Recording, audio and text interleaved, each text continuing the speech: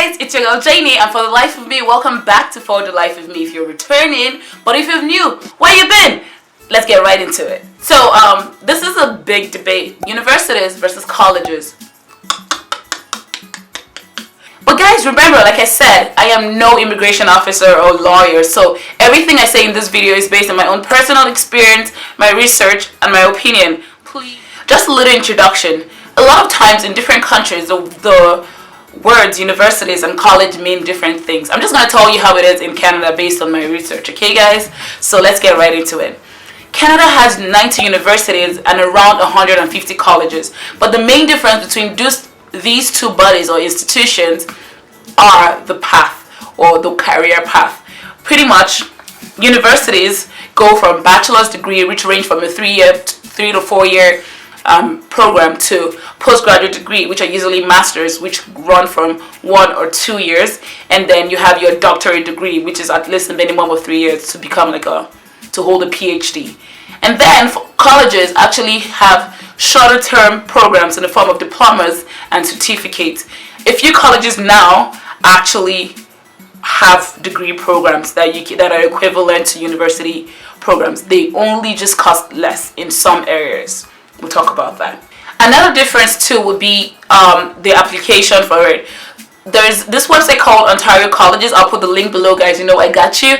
And some of them you can apply to colleges, up to 3 or 5 colleges through one portal. But for universities, you have to apply to them individually.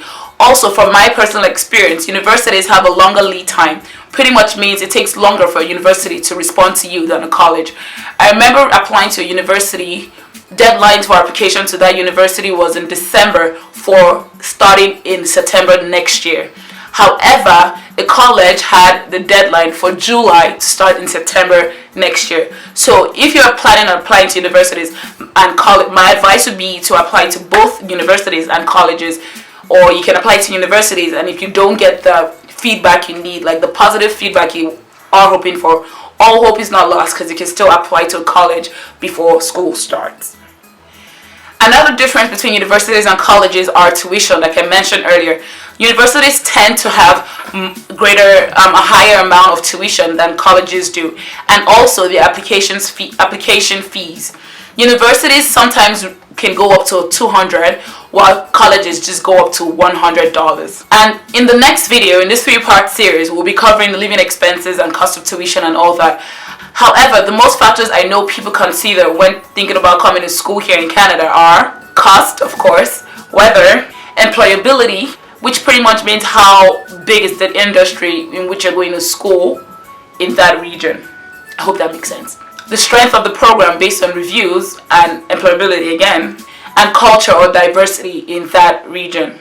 So the big question, college versus university. Most of us go to university for just the pressure or the family prestige attached to the name university.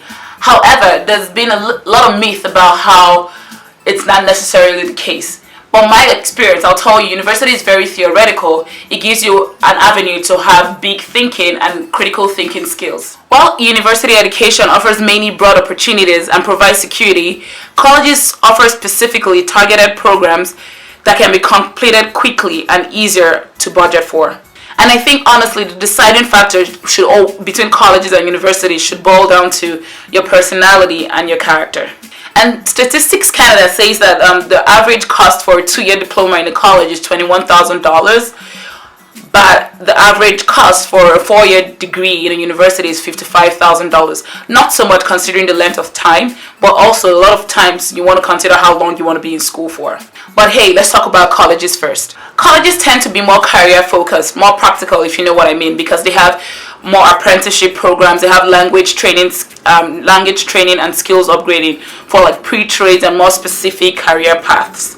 And in things like photography, aesthetics, and like very specific career path, and of course they are completed in shorter times than a university degree. But a university comes with some level of security in the fact that a lot of employers these days at least need to see some bachelor's degree to understand that you can think outside the box and you can be theoretical in your practices.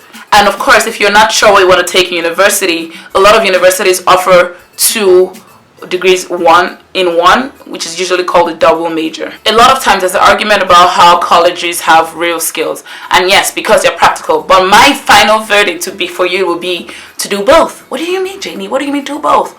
This is what I think. You can have a bachelor's degree in a university and take a postgraduate certificate in a college. That way you can actually even get to do an internship, and it could be an easy transition into the workforce. However, with your master's degree, I don't know of very many master's programs that actually have a co-op attached to them, but some of them do. So if you research, you would see those ones. And also with colleges usually have smaller classes, which means more personal or an ability to find a mentor in your professors than in a university setting. And of course, you can get one-to-one learning easier than a university. So there's a lot of myth about colleges versus universities, and I'm just going to put a link below on what a vice president in McGill has to say about the different things you might want to consider going to a college or you're in a university. Again, a note for international students. Another reason you might want to consider a university over a college, or at least doing 2 postgraduate certificates, is because the length of your study would affect the length of your postgraduate work permit. Remember, like we said, if you have less than 6 months of schooling, you are not eligible for a work permit. But if you have only 8 months of a postgraduate certificate, you can only get 8 months of a postgraduate work permit. But if you have 2 of those consecutively, you can have up to 3 years. But if you have a master's program, you are most likely eligible for a 3-year work permit, and you are required to work 1 year full-time to get a permanent residency in Canada.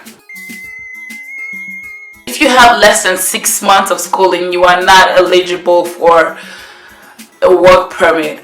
But if you have only 8 months of a postgraduate certificate, you can only get 8 months of a postgraduate work permit. But if you have 2 of those consecutively, you can have up to 3 years. But if you have a master's program, you are most likely eligible for a 3-year work permit. So on that note, I'm just going to bring to you the top 5 universities in Canada to look out for. There's University of Toronto, University of Waterloo, University of British Columbia, McGill University, University of Alberta, and University of Montreal. I'll put the links to those universities down below. And just an additional one, University of Dalhousie was ranked number 5 in the best for international students. Again, another thing to consider will be the top 5 colleges in Canada. In no particular order, this will be Centennial, Humber, George Brown, Seneca, and Dawson. Most of these are in Ontario, and it only makes sense because there's more than half of Canada's population is in Ontario. But a lot of us international students worry about like expense of universities here because it really does cost a lot averagely. But I'd say that most of them, the cheapest universities are not in Ontario. Ontario is pretty much a very expensive province to school in. However, I'm still going to give you a list of the 10 cheapest universities to look into. The first one and the cheapest will be Memorial University of Newfoundland. And then, I'm not going to continue in any order. There's University of Manitoba, which ranges from 13 grand to 15K. There's the University of Winnipeg, which is averages 12,000. There's the Brandon University in Manitoba, I believe. It ranges from 6 to 7,000. University of Saskatchewan in Saskatoon, averagely 15,000. University of Regina for 18,000 averagely, which is pretty much high, but compared to Ontario is not. University of Prince Edward Island, its averages for 12K. University of Calgary for 18,000. Dalhousie University, remember we mentioned that? That is in Halifax, Nova Scotia. It ranges between 14 and 16,000, and Thompson Rivers University ranges between around 6,000, and Concordia University of Edmonton for 7,000. And again, I'm just going to put the links below for you guys so you can, or at least the names, so you can look them up for yourselves. So guys, a quick recap. Why would you choose a university versus a college? It depends on your personality, your character, how much you have for school, the practicality of your program of choice, if it needs to be more hands-on and or not, how much time you want to be in school for, and then specifically requirements that you should definitely look into for Canada would be weather, the population, accessibility, and then culture of the society where you're going to be schooling in. I really do hope I've helped you guys at least decide or at least lean toward one or the other based on either going to university or college, and I hope I have left a funny smile on your face today. If I have, please signify by liking and subscribing to my channel.